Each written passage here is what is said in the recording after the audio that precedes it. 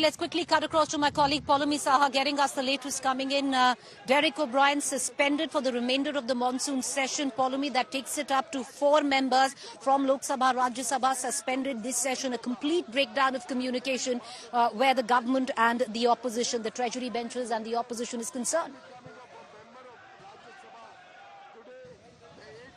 Well, this, of course, played out the reasons for which Derek O'Brien has been suspended after, of course, the leader of the House, Piyush Goyal, moved that motion for suspension and the chairman, of course, granted it. This all played out last evening, of course, when Derek O'Brien was speaking on the Delhi Services Bill in the Rajya Sabha, when, of course, he called the government certain names which were then expunged from the government records, to which he objected. And there was a heated exchange between the chair, Vice President Jagdeep Dhankar, and Derek O'Brien, Trinamool member of Parliament. Derek O'Brien kept yelling at the chair, saying that you can't stop me from speaking. He, of course, was also pointing towards the fact that his allotted time to speak was running out because of this exchange that was taking place. The chairman, of course, in fact, then hit out at Derek O'Brien and said, please do not indulge in theatrics, to which Derek O'Brien, of course, yelled out again and said, theatrics? So this was the heated exchange that took place yesterday, for which, of course, Derek O'Brien today has been suspended for the remainder of the monsoon session of Parliament.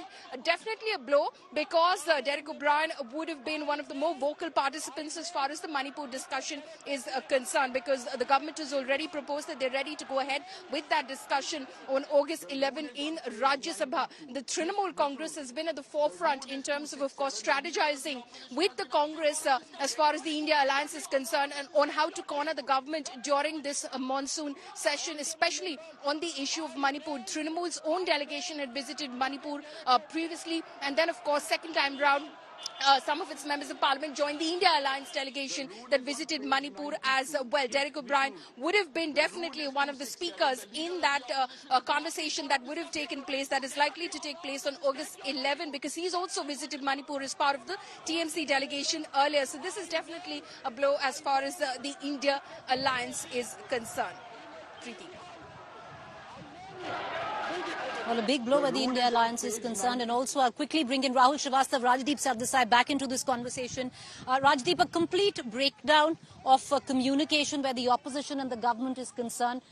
Every parliament, every session we've seen, this time again, we've seen Derek O'Brien being suspended for apparently being unruly late last night, and the allegations are that he was screaming at Amit Shah and disrespected the chair. Not just him, Sanjay Singh repeatedly being suspended session after session.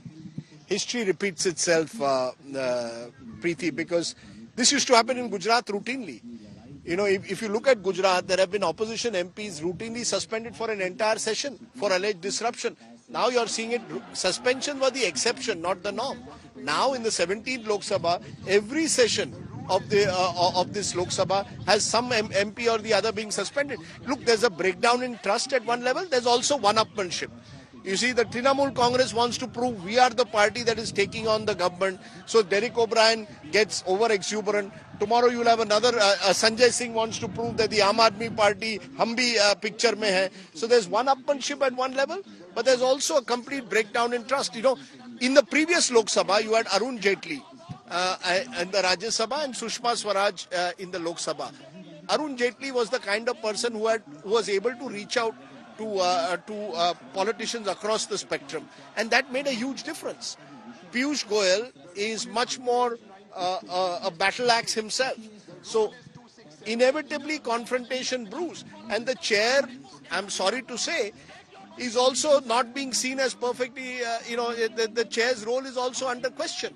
So you've got the chair's role under question, you've got a breakdown of trust between the two sides, you've got one-upmanship within the opposition, and within the government you've got a leader of the opposition in the Rajya Sabha who's not willing to give an inch. I mean, has there been any discussion between an all-party discussion in the Rajya Sabha between the two sides? I know there was a BSc where the opposition members walked out.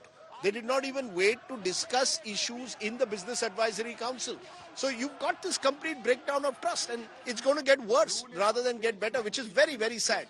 when you speak about the trust deficit, it runs deeper because Jagdeep Dhankar used to be the governor of West Bengal, and today you have Derek O'Brien, who's accused of disrespecting the chair, because yesterday, where the speaker, who was Mr. Dhankar, Rahul, turned around and said, use the word theatrics for what Mr. O'Brien was stating or suggesting of a discussion on Manipur and speaking with the Home Minister, to which Mr. O'Brien turned around at the chair and says, you are telling me theatrics? It's interesting of what really went down. All of that now would stand expunged primarily because Derek O'Brien has been suspended.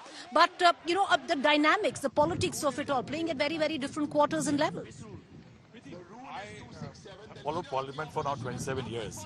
I saw the decline come in when regional parties started getting more men. And at that time, in the initial days in 96, 97, there was a term called the destruct button. The destruct button was that irrespective of what issue was there in Parliament, somebody sitting in some state, remote state, some regional leader with just 2-3 MPs will press the destruct button, go demolish the house. And it will happen. I think slowly and slowly the politics of outside has started playing out inside Parliament. The television, the live telecast has become an issue that everybody wants to show that we are doing XYZ for our constituency.